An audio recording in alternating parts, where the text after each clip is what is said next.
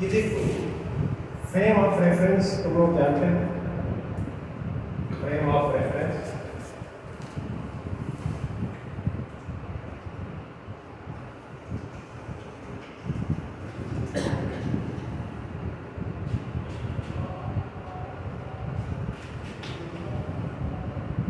और measurements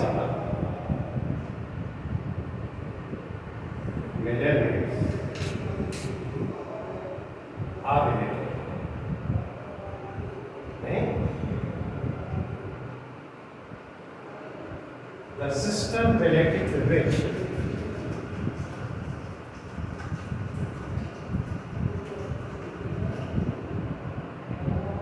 which measurements are done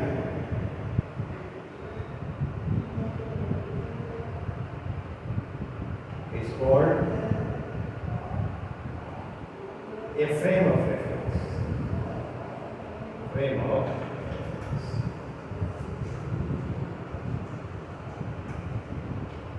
बहुत simple बात हम इसको बताना चाहते हैं डिटेल में, उसकी चर्चा हम बाद में करेंगे।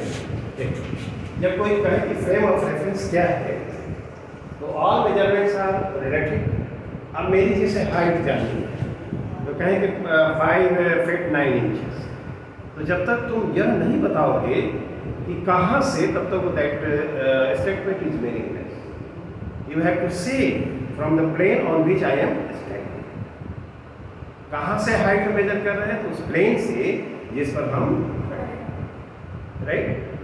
यदि कोई पार्टिकल उसका पोजीशन बतलाते हो, अगर उसका एक्स कोऑर्डिनेट ये है, वाई है, जेड है, तो जब उसका मतलब ये हुआ कि तुम कहते हो कि एक फ्रेम फिक्स्ड है, उसमें एक्स एक्सिस है, वाई एक्सिस है, जेड एक्सिस है, तो एक्स एक्सिस के अलॉन्ग एक्स है, वाई एक्सिस के अलॉन्ग वाई है, जेड एक्सिस के अलॉन्ग जेड है। जब तक वह जो सिस्टम है जिसे तुम फ्रेम ऑफ रेफरेंस कह रहे हो उसको डिफाइन नहीं करोगे, तब तक एक्स वाई जेड का कोई मतलब नहीं। तब फ्रेम ऑफ रेफरेंस क्या हुआ? एक सिस्टम है related to which measurements are. हम तुम लोग को एक बताना चाहते हैं, ये जो फ्रेम ऑफ रेफरेंस है दो तरह का टाइप्स। एक फ्रेम ऑफ रेफरेंस होता है इसको कहते हैं inertial frame of reference. Inertial frame of reference नहीं, ये कोई फ्रेम ऑफ रेफरेंस जो फिक्स्ड है। A frame of reference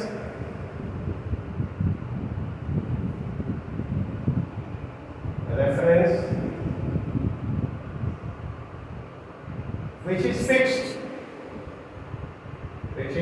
fixed, or moving with a constant speed related to the fixed frame of reference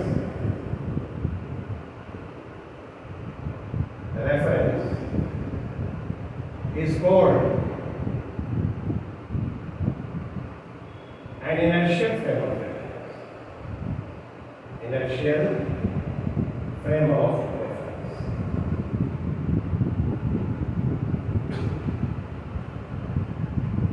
उसको inertial frame of reference कहते हैं। इस frame of reference में law of inertia is valid, है ना।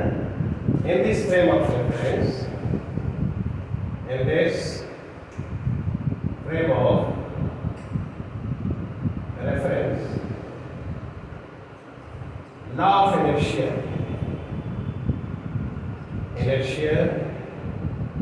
is valid। इसीलिए ठीक है ना, कोई फ्रेम ऑफ रेफरेंस यदि एक्सीलरेटेड मोशन से मूव कर रहा हो, है ना, तो उस फ्रेम ऑफ रेफरेंस में न्यूटन्स लॉ ऑफ मोशन ये वैलिड नहीं। तो जहाँ वैलिड नहीं है तो उसको non inertial frame of reference कहा जाता है। If a frame of reference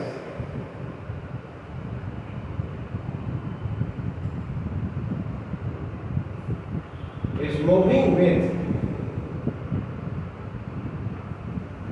the acceleration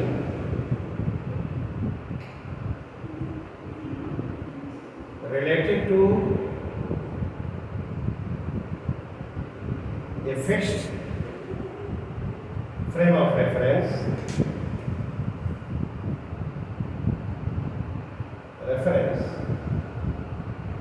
is called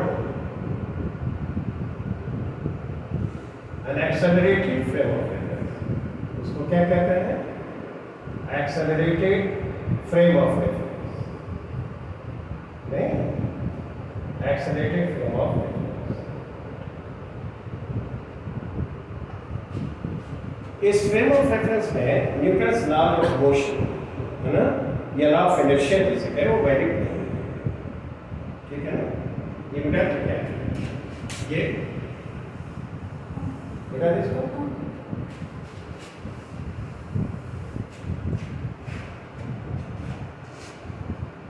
in this frame of reference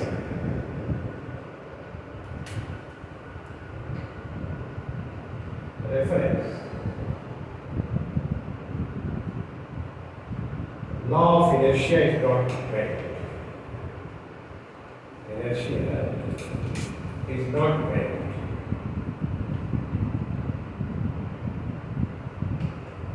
This frame of reference is also called this frame of reference is also called non-inertial frame of reference। क्या कहते हैं? Non-inertial frame of reference। frame of reference।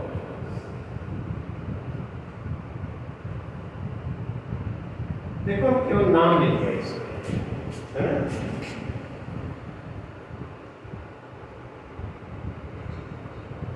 जब ये कहेंगे तो क्या हमारे साथ कुछ ऐसे प्रॉब्लम्स यहाँ आने वाले हैं जो एक्सेलरेटेड फ्रेम ऑफ रेफरेंस में हो नहीं, और न्यूटन्स लॉ ऑफ मोशन को हमको अप्लाई करना है, तो उसमें थोड़ी सी बात करनी पड़ती है, उसी की चर्चा करनी है।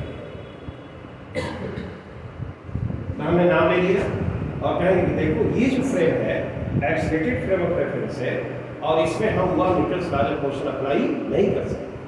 तो नहीं कर सकते हैं तो आप अप्लाई करना है तो क्या करें? नॉन इनर्शियल को हम इनर्शियल फ्रेम ऑफ रेफरेंस में कन्वर्ट करेंगे, और कैसे कन्वर्ट करेंगे यहाँ पर हम प्रॉब्लम में बताएंगे।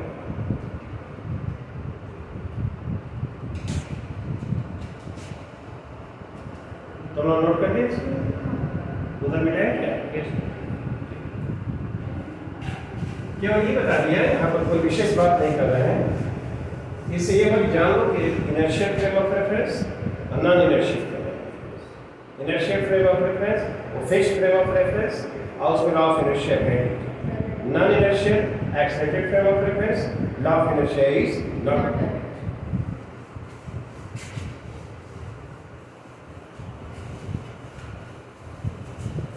इसको समझने के लिए हम करेंगे क्या?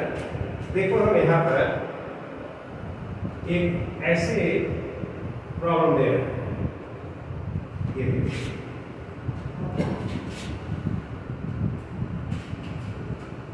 ये टेबल है, कमरे में फिक्स्ड है, यह फिक्स हो गया फ्रेम ऑफ रेफरेंस, और यानी कि एक्सेलरेशन ए के साथ ये मूव कर रहा है, ये जरा ठीक है। और यहां पर हमने एक छोटा सा ब्लॉक, ये स्मॉल ब्लॉक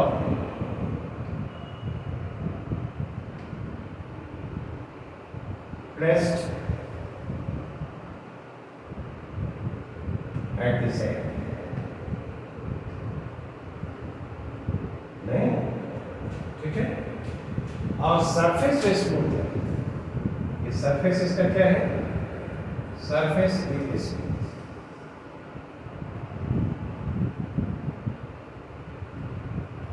ठीक है, तो जब एक्सेलरेशन के साथ ये मूव कर रहा है, इसके साथ जो फ्रेम ऑफ रेफरेंस फिक्स्ड होगा, तो क्या वो एक्सेलरेशन ए से मूव कर रहा होगा? तो ए एक्सेलरेशन से मूव कर रहा है, तो वह इनर्शियल फ्रेम ऑफ रेफरेंस यही है। ठीक है ना, वह क्या होगा? Accelerated frame of reference. तब हम करेंगे क्या? जब हम कोई ऐसा प्रॉब्लम करेंगे तो उतना ही एक्सेलरेशन अपोजिट डायरेक्शन में हम लगा देंगे। ठीक है ना, उतना ही एक्सेलरेशन क्या करेंगे? अपोजिट डायरेक्शन में लगाएंगे। और फिर जैसे हम लोग कैलकुलेशन करते हैं, Newton's law of motion apply करें, जो फोर्सेस लग रहे हैं सब कुछ वैसे।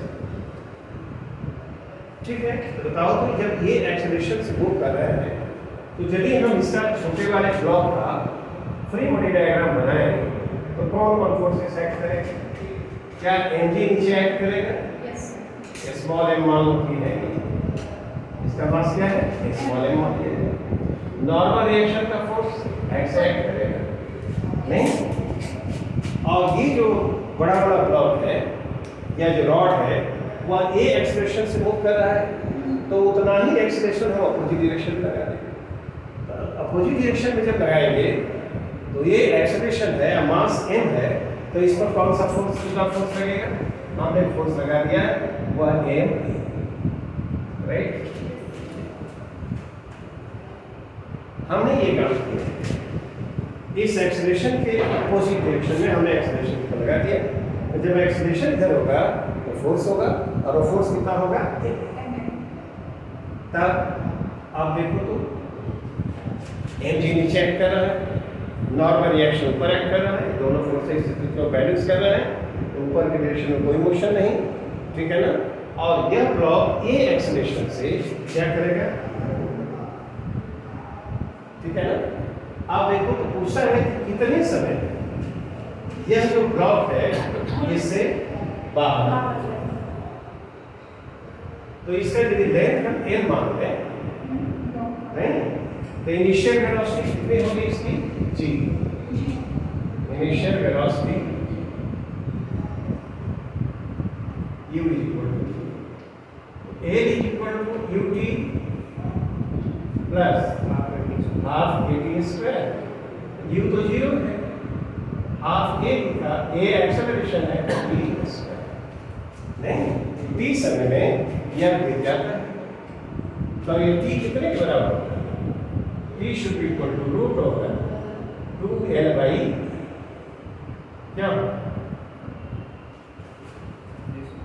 इतने समय के बाद यह जो ब्लॉक है इस पर से नहीं, तो हमने उसमें किया क्या है?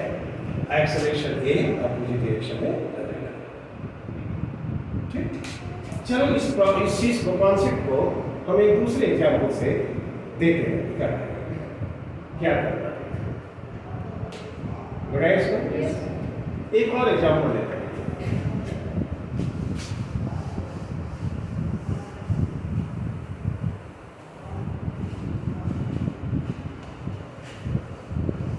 सेकेंड एग्जाम्पल में हम देखते हैं, ये देखो ये बड़ा ब्लॉक है, देखो ये बड़ा ब्लॉक है। ठीक है, ये एक्सेलरेशन ए से ऐसे घूमता है, इधर जा रहा है नहीं, और यहाँ पर हमने एक स्मूथ एंड लाइट लिया है, एक ब्लॉक यहाँ है और ऐसे एक स्ट्रिंग है जिसको पास कर रहा है, और एक ब्लॉक, इस ब्लॉक का भी मास m है और इस ब्लॉक का भी मास। All surfaces are smooth. All surfaces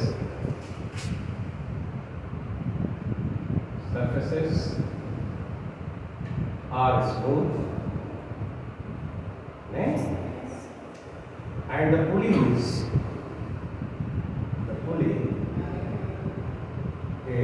light. ठीक है, कहता है कि बताइए ई का वैल्यू क्या होगा जिससे कि जो इंटीग्रेटेड बॉडी सिस्टम है वो स्टेशनरी है, blocks remain stationary related to the bigger block, बड़ा वाला ब्लॉक है। Find the value of a such that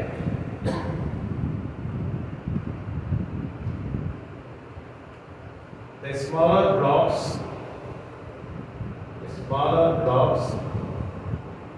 may remain stationary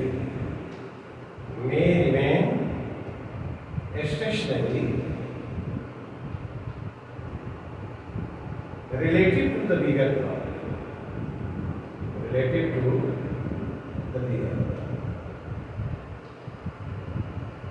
अब तो लोग हमको बताओ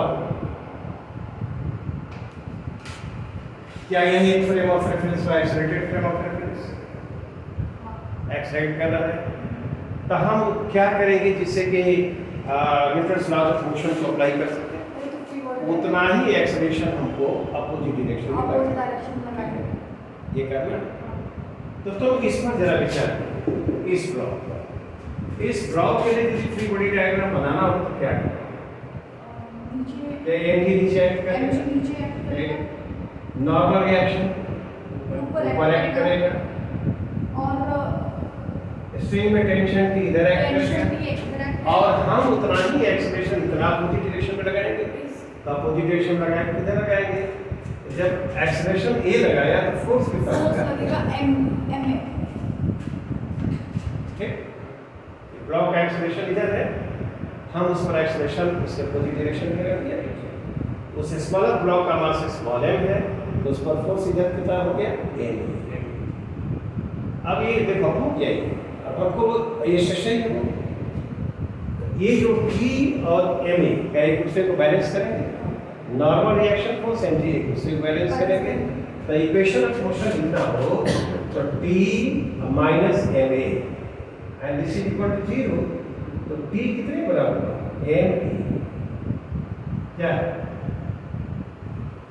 there is no acceleration, ये इसके रिलेटिव, ये तो स्टेशनरी है, ठीक है ना, ये लिख दिया। अब तुम जरा बताओ तो ये ब्लॉक ये जो यहाँ पर है उसके लिए तुम क्या लिखोगे, जरा दिखाओ तो कौन कौन फोर्सेस सेट करेंगे? नीचे mg राइट, ऊपर नॉर्मल फोर्स और टेंशन, ऊपर नॉर्मल फोर्स कैसे लगेगा? ऊपर तो केवल टेंशन लगेगा, अच्छा हाँ आगे भी टेंशन लगेगा। ये जो बॉल है, अब इस पर ये जो फोर्स लगेगा ऐसे लगेगा, ये Ma क्यों मास m है, एक्सेलरेशन इधर लगाना है, और इसकी कांटेक्ट फोर्स ये इधर इसके कांटेक्ट में है तो इधर की तरफ नॉर्मल रिएक्शन फोर्स लगेगा, normal reaction force m dash कर दिया जाता है ना। बॉल के कारण नॉर्मल रिएक्शन फोर्स ऐसे रहेगा, ग्रेविटेशनल पुल ऐसे रहेगा, फिर ऊपर रहेगा ऐसे। अब यह इमेज हुआ एन डैश और T को बैलेंस कौन करेगा? mg नहीं, the block is stationary relative to the block, bigger block। तब यहाँ पर इक्वेशन लिखो तो T बराबर क्या आएगा? mg आया ना, यस तो ये दूसरा इक्वेशन हो गया, और एन डैश हो गया नीचे 1 2 को जरा देखो, T equal to Ma, T equal to mg, इसलिए A equal to G, a is equal to g, A equal to G, क्यों? yes A equal to block यदि इतने एक्सेलरेशन से टुवर्ड्स राइट मूव कर रहा हो तो यह जो कनेक्टेड बॉडीज हैं they will remain stationary related to the bigger. तब हमने क्या किया, इसमें क्या जो ब्लॉक्स हैं उन पर इस एक्सेलरेशन के अपोजिट डायरेक्शन में एक्सेलरेशन लगा दिया, और जैसे हम काम करते हैं वैसा बता दिए। ठीक, अब मान लो इसको हम फिर से पूछना चाहते हैं, और जरा बताओ जरा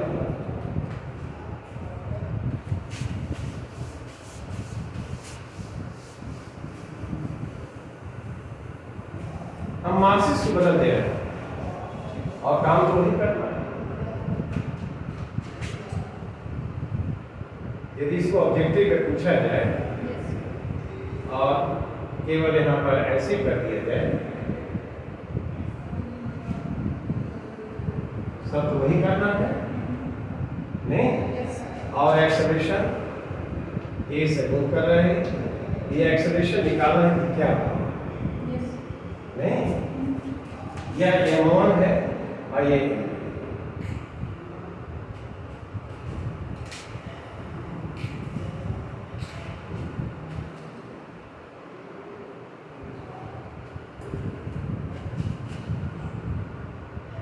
the smaller blocks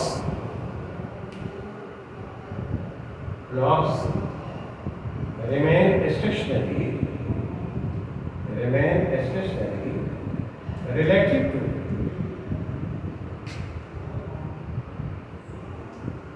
to the bigger block.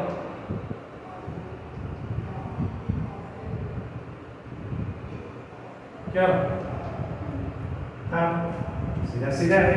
Sir, M2G by हाँ ये देखो, ये M1G हो गया, ये क्या इधर कौन N1 हो गया, और इधर क्या लगा दोगे M1 ये हो जाएगा, और इधर क्या होगा T। तो T M1 T जो हुआ this is equal to M1 A. क्या Yes. एक तो ये हो गया, और इसको बोलो यह क्या होगा, ये देखो तो यहाँ पर ये नॉर्मल रिएक्शन फोर्स M2 हो गया, इधर फोर्स क्या आएगा M2A होगा, इतना ही एक्सेलरेशन इधर होगा तो M2A हो गया, और बोलो टेंशन T, और ये बोलो M2G 12G हो गए, M2G होगा क्या नहीं, क्या ये station T will balance M2G, बोलो M2G T equal to M2G M2, क्या यह एक हो गया, Yes. कंपेयर करो क्या पाओगे, A is equal to M2G by M1A is equal to M2G G. नहीं, बोलो तो A क्या हुआ M2G. M2 by M1 M2G. जी क्यों, Yes, sir. और ऑप्शंस दिए रहेंगे and this will be the Correct option. Right option. इसको बनाने में 1 मिनट भी समय नहीं लगना चाहिए, क्या ये सब हम लोग मॉर्निंग में कर लेते हैं। हाँ. That's good and here is the class.